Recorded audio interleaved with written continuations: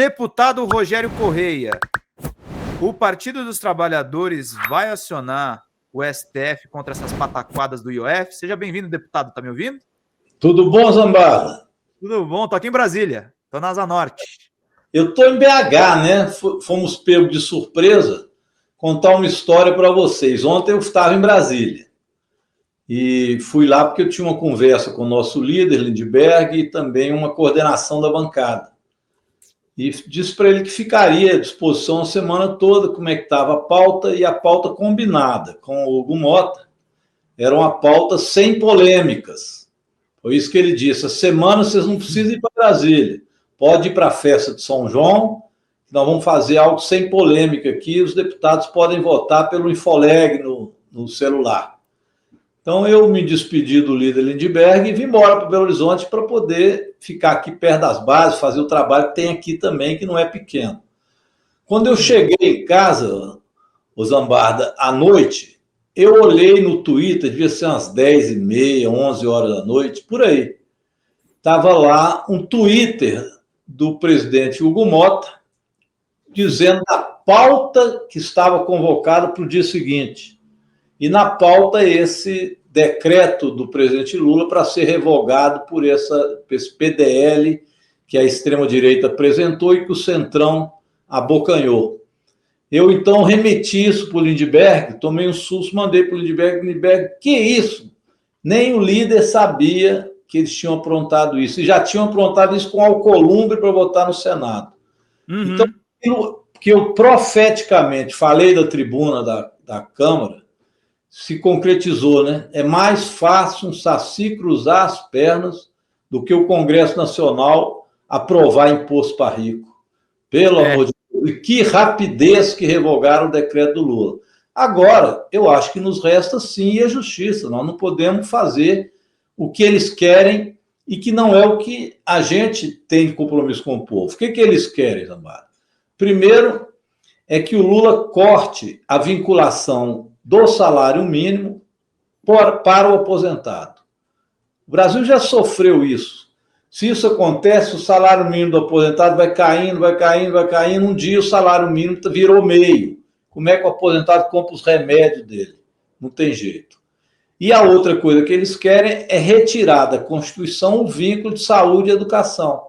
Dessa forma, acabar com a saúde pública, a educação pública e tornar tudo privado, como eles quiseram fazer com a PEC 32. Esse é o programa da direita, da extrema-direita, não é do presidente Lula. Então, a forma que se tem para cumprir o arcabouço fiscal, que foi votado pelo próprio Congresso Nacional, é você taxar o andar de cima, como tem dito o ministro Haddad. E esse decreto do presidente Lula é para fazer esse ajuste, melhorar um pouquinho a divisão de renda no Brasil. Então, eu acho que o governo tem que fazer duas coisas, Ambarda, aqui eu termino. A primeira é entrar na justiça com essa questão do IOF, porque tem base para isso.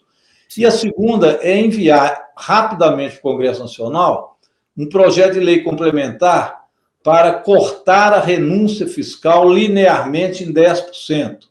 Ou seja, nós deixamos de arrecadar no Brasil em torno de 800 bilhões de reais por ano, porque os empresários são isentos por leis que foram feitas. Em cortar 10% disso, já nos daria uma arrecadação aí em torno de 50 bilhões. Porque, neste caso, não entraria pequeno e microempresário do Simples e nem Zona Franca de Manaus. O restante passa a pagar 10%, né, daquilo que eles não pagam. É pouca coisa, mas já faz justiça social. Rogério, deixa eu ser muito franco e muito objetivo assim no que eu vou te perguntar. Eu estava no Congresso hoje, eu vou passar lá amanhã de novo para encontrar alguns conhecidos e me inteirar do que está rolando. O que eu vi ontem o que eu vi hoje no bastidor foi o seguinte, assim, é o que você falou, eles foram rapidamente lá e tava um burburinho, sobretudo nos corredores ali dos partidos do Centrão, os partidos de extrema direita, já estava o pessoal ali fazendo lobby em torno dessa derrubada do IOF. Não está na hora?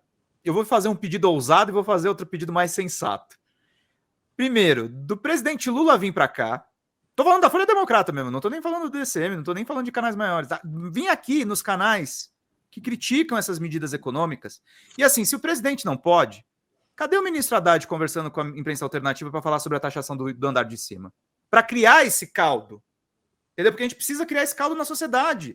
Eu entendo, sabe, a complexidade de governar, tem que falar com a Globo, tá tudo certo. A gente sabe disso, não vou ficar aqui crucificando vocês por isso, mas assim, a gente tem que colocar a base para fazer pressão em cima disso. Quando é que a gente vai fazer isso? Porque o senhor sempre fala com a gente, mas assim, cadê o ministro Haddad conosco?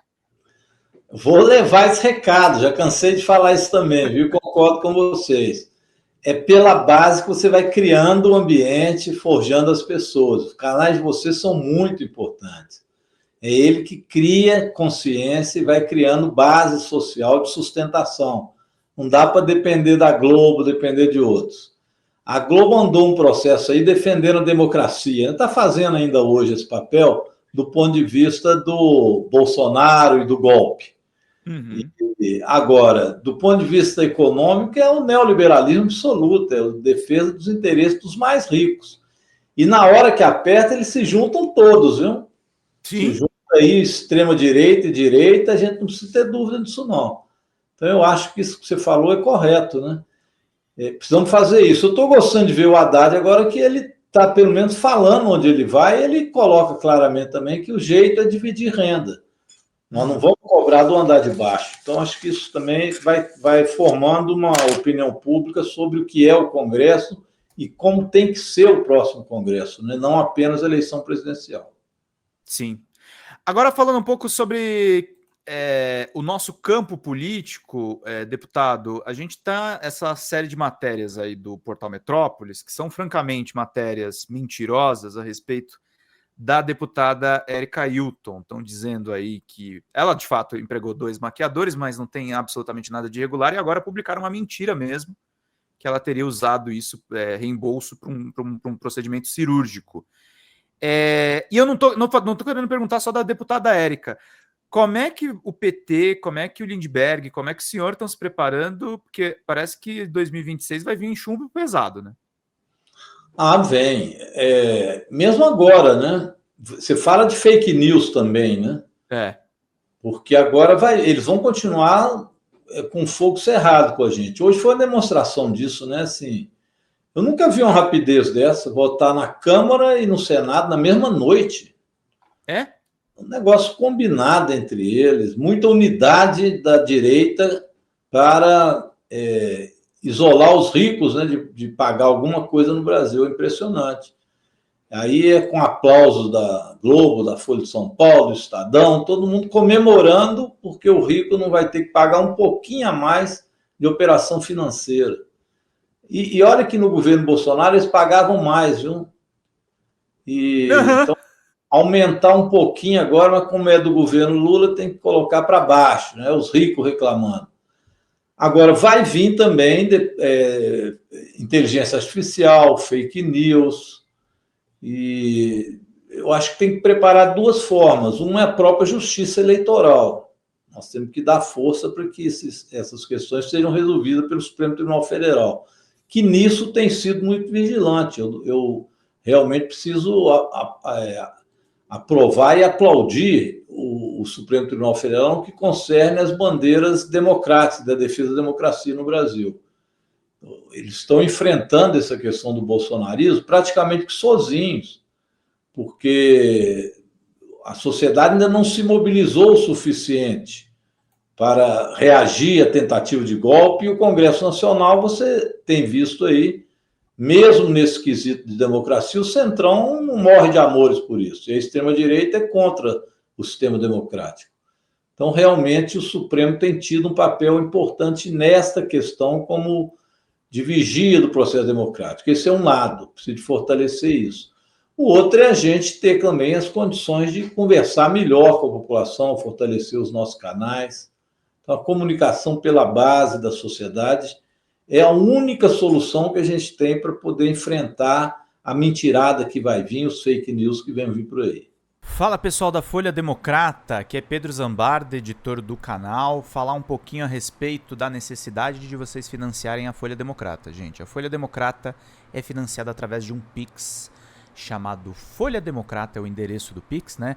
folhademocrata@gmail.com. Nós precisamos do nosso jornalismo financiado por vocês que são do nosso público, porque nós passamos vários perrengues aqui com o YouTube, vocês sabem muito bem. E mesmo assim, graças a essa comunidade muito unida, a gente conseguiu fazer lives históricas, acompanhar praticamente ao vivo a campanha do Guilherme Boulos, trazer informações exclusivas a respeito de Gustavo Gayer, de Olavo de Carvalho, de todos os bolsonaristas, combater as fake news e tudo o que a gente acompanha. Por R$80 no nosso Pix você ganha um curso de roteiro para série, o que é muito importante se você é artista, roteirista, se você lida com essas práticas da economia criativa. Outra forma de você colaborar também é se tornando membro aqui do nosso canal.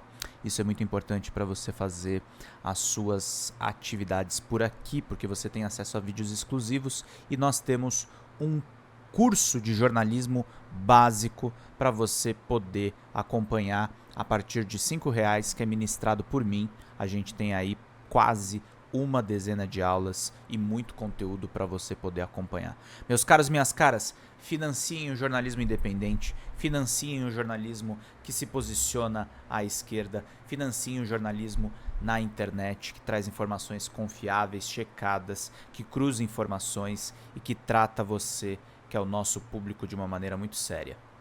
Vida longa e próspera, gente. Cuidem dos seus. Até mais. Tchau, tchau.